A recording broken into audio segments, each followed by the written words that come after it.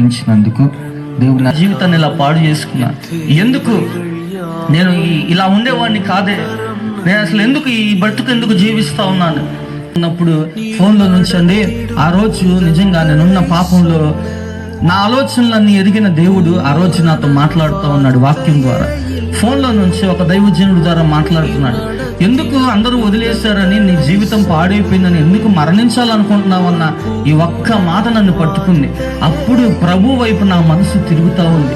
ఆ నలిగిన మనసుని దేవుడు నన్ను చూసి నా జీవితాన్ని పాడైపోయిన ఆ బ్రతుకుని చూసినప్పుడు అప్పుడండి నేను నిజంగా అదే పాపములు అదే మత్తులో నా మోకాలు వేశాను.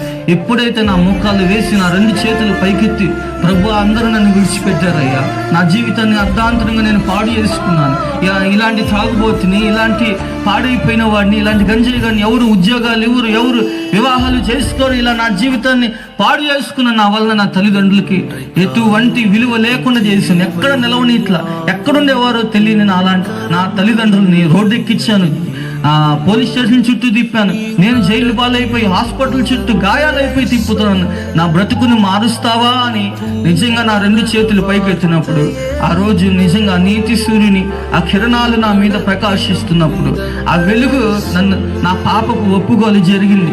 అయ్యా నేను పాపిని, నన్ను క్షమించయ్యా, నా జీవితాన్ని మారుస్తావా అని దేవుని ప్రేమ గుర్తుకొచ్చి, చిన్నప్పుడు చేసిన ప్రార్థన గుర్తుకొచ్చి, నా బ్రతుకుని మారుస్తావా, నా జీవితం నూతన జీవితం ఇవ్వయ్యా అని ఆ రోజు అడిగినప్పుడు 2 గంటల సేపు కన్నీళ్ళు ఆగట్లేదు, గుండెలు బాదుకొని ప్రభువా నన్ను క్షమించి పాపిని అని ఆ రోజు పాపపు ఒప్పుకోలు రక్షణ కార్యము నా జీవితంలో జరిగిందండి. మాటల ద్వారా నిజంగానే సంపూర్ణంగా నేను స్టేబుల్ అయ్యాను.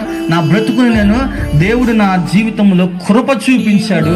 ఆ రోజు మార్చిన దేవుడు ఈ రోజు మీ అందరి ముందు సజీవ సాక్షిగా నన్ను ఈ విధంగా నిలబెట్టాడు. ఒకసారి చప్పట్లు కొట్టి దేవుని స్తోత్రం చెప్తారా? అది రోమా పత్రిక 5వ అధ్యాయం 20-21 వచనంలో ఒక మాట ఉంటుందండి, అద్భుతమైన పాట. నాకు ఇష్టమైన ఆ వచనం ఏంటంటే, పాపము ఎక్కడ విస్తరించిందో కృప అపరిమితం అంట.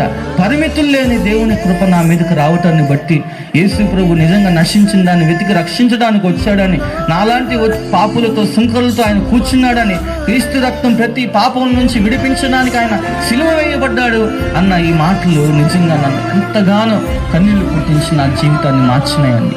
ఇది నా జీవితాన్ని దేవుడు మార్చి ఈ విధంగా మీ ముందు సాక్షిగా నిలబెట్టాడు.